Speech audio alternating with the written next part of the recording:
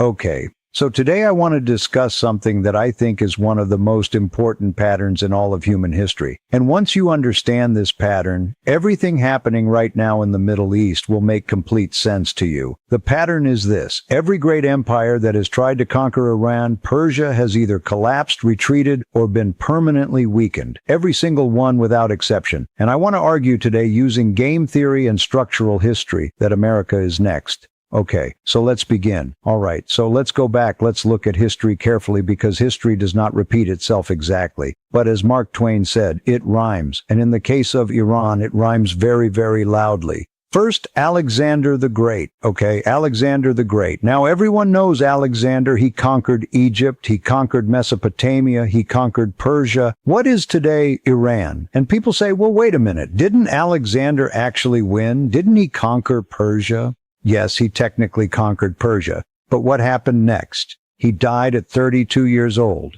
His empire immediately collapsed. His generals fought each other. The Macedonian Empire was finished, and in its place, who rose to power? The Parthians. Iranians who then controlled the Middle East for the next 500 years. So the lesson here is simple. You can temporarily defeat Iran, but Iran defeats you in the long run. Second, the Roman Empire. So the Romans were the greatest military power of the ancient world. Nobody came close, and the Romans fought the Parthians, Iranians, for over 300 years. 300 years. Julius Caesar planned to invade Persia, but was assassinated before he could. Emperor Crassus invaded and was destroyed at the Battle of Carrhae in 53 BCE. One of Rome's greatest military defeats in history. Emperor Trajan invaded and technically won, but immediately had to retreat because of uprisings everywhere. Emperor Julian invaded in 363 CE and died in battle. 300 years of war.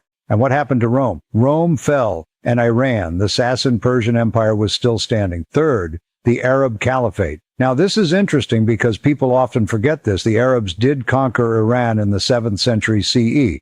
But what happened? Iran absorbed the Arab conquerors. The Persians converted to Islam. Yes, but they transformed Islam into something distinctly Persian. They gave the world Persian art, Persian poetry, Persian philosophy, Persian science. And within a few centuries, Iranian dynasties, the Biads, the Salmanids, the Safavidids were ruling again. Iran was never truly conquered. It absorbed its conquerors and made them Iranian. Fourth, the Mongols. Now, this is perhaps the most dramatic example. The Mongols in the 13th century were the most destructive military force in human history. They destroyed Baghdad. They destroyed cities across Central Asia. They killed millions. And yes, they conquered Iran too. But again, what happened? The Mongol conquerors converted to Islam. They adopted Persian culture. They became Persians. The Alanaid, the Mongol rulers of Iran, became patrons of Persian art and literature. Iran absorbed the Mongols. Fifth, the Soviet Union. More recently, in the 20th century, the Soviet Union occupied northern Iran twice, once during World War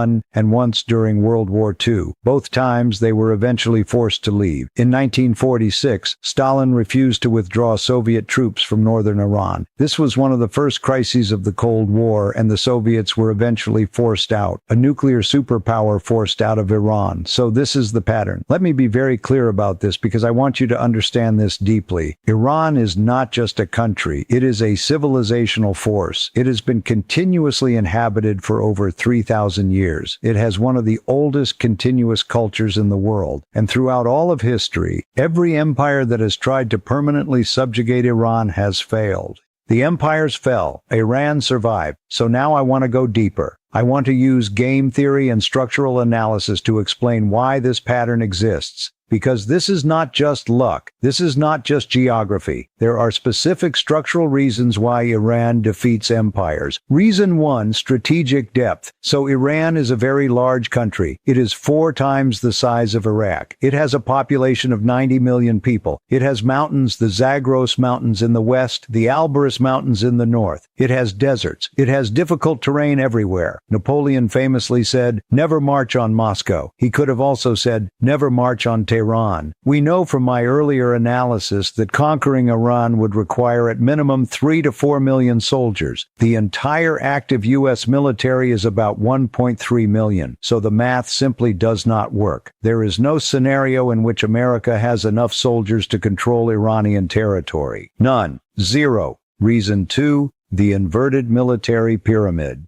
Now let me explain this concept because it is very important. In a normal military, you have what I call the cost pyramid. At the base, the biggest group, you have infantry soldiers. They are cheap. They are flexible. They can go anywhere. Above them, you have armor, tanks. Above that, you have naval power. And at the very top, the most expensive and least flexible, you have air power. Now, wars are usually wars of attrition. If you want to win a war of attrition, your cheapest and most flexible resource, soldiers must form the base of your strategy. This is how every successful empire in history fought wars. But America has an inverted pyramid. Air power is at the base. Everything is built around air power. And why? Because of the military-industrial complex. Air power is the most expensive. It generates the most contracts. It makes the most money for Boeing, Lockheed Martin, Raytheon. So the entire American military strategy is built around selling expensive weapon systems, not around winning wars. This is why you have the F-35 fighter jet, $100 million each, 26 years to develop, and the Iranians shoot one down. This is why you have the Gerald Ford aircraft carrier, $13 billion, and it has to run away from the Persian Gulf 3 weeks after arriving. This is why you have the Patriot missile system. Billions of dollars and cheap Iranian drones fly right past it. The American military is not designed to win wars. It is designed to generate profit for the military-industrial complex. And against Iran, this is catastrophic. Reason 3, asymmetric cost exchange. Now, this is perhaps the most devastating strategic reality facing America right now. And I want you to really understand this because this is how Iran destroys empires today, not with swords or horses, but with mathematics. Consider this. One Iranian drone costs $50,000. One American interceptor missile costs between $3 million and $10 million, depending on the system. So every time Iran shoots one drone and America tries to shoot it down, America spends at minimum 60 times more money than Iran. 60 times. Now, Iran does not shoot one drone. Iran shoots hundreds of drones simultaneously, overwhelming American air defenses. We saw a single Iranian ballistic missile being targeted by 11 different American interceptors. All 11 missed. That is tens of millions of dollars in American ordnance gone to stop one missile. America is racing to accomplish its mission before it runs out of interceptors. Let me say that again. The most powerful military in human history is racing against the clock before it runs out of weapons. That is the reality of this war. And this is ancient Persian strategy, by the way. You do not fight the empire head on. You bleed it slowly. You drain its resources. You exhaust its will. This is what the Parthians did to Rome for 300 years.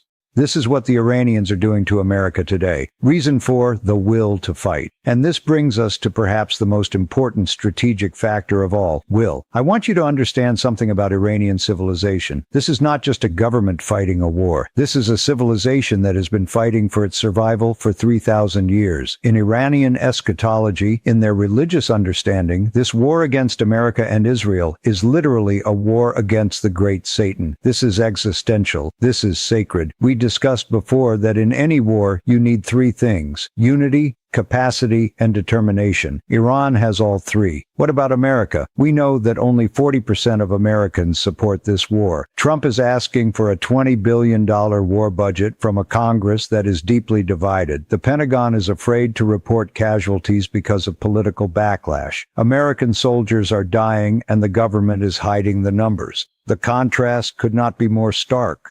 On one side, you have a civilization that has been preparing for this war for 20 years, studying American tactics, building drone factories, mapping every American base in the Middle East. On the other side, you have an administration that had no plan beyond the initial bombing and assumed Iran would simply surrender. They did not expect Iran to fight back. Let me say that again. They did not expect Iran to fight back. That is the level of hubris, of arrogance that we are dealing with. Now, I want to discuss something I have talked about before, which is very important. War is not just fought on the battlefield. War is fought across 4 dimensions: the military dimension, the economic dimension, the political dimension, and the narrative dimension. And here is the key insight. America is trying to make the political, economic, and narrative dimensions conform to its military strategy. Iran is using its military strategy to shape the political, economic, and narrative dimensions. These are completely opposite approaches, and Iran's approach is far more sophisticated. Let me explain. America's strategy is simple. Bomb Iran into submission, force a surrender, install a friendly government, control the oil. That is it. That is the entire plan. And to make this work, America needs the economy to stay stable, the allies to stay loyal, and the media to stay supportive. But what is actually happening? The economy is being disrupted. Oil prices are threatening to go above $100 a barrel. Larry Fink, the head of BlackRock CK, the largest asset management company in the world, the man who controls trillions of dollars, he went on BBC and said, and I am paraphrasing, that if Iran maintains control of the Strait of Hormuz, we could see $150 oil for years. That means global recession. The head of the world's largest investment firm is on BBC warning about recession because of this war. That is not a stable economy supporting military strategy. That is an economy being held hostage by Iranian military strategy. Now, Iran's strategy is completely different. Iran's military moves are calibrated to achieve economic, political, and narrative goals simultaneously. They control the Strait of Hormuz. But strategically, Chinese ships pass freely because China is Iran's main oil buyer. Friendly nations like Qatar and Oman are accommodated. This is not random aggression. This is precise, calculated geopolitical leverage. Politically, Iran is splitting the Gulf states. Qatar and Oman are moving away from the American position. Even Saudi Arabia and UAE, who wanted regime change in Iran, are now watching nervously as their water supplies and food imports are threatened. And narratively, Iran is winning global opinion. You have large numbers of Americans who are openly rooting for Iran in this war. That is extraordinary. That has never happened before in an American war.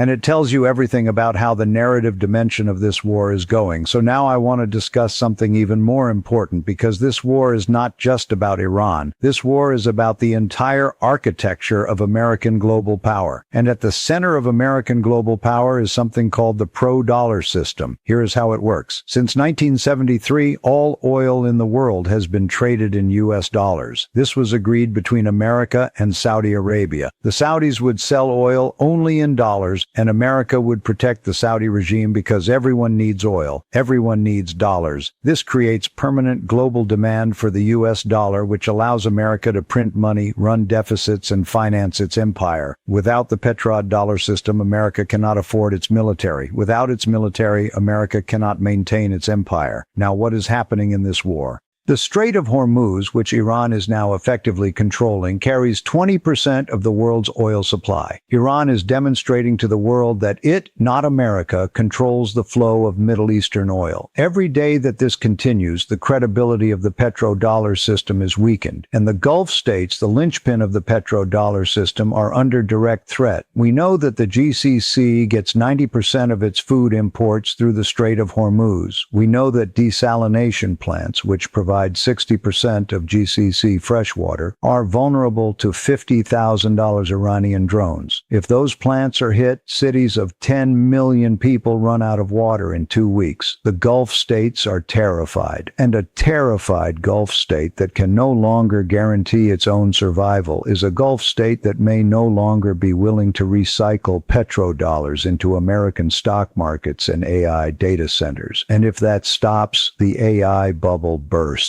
The American financial Ponzi scheme unravels. This is how Iran destroys empires, not by conquering them, but by making the cost of empire unsustainable, by making the financial architecture of empire collapse from within. And we have precedent for this.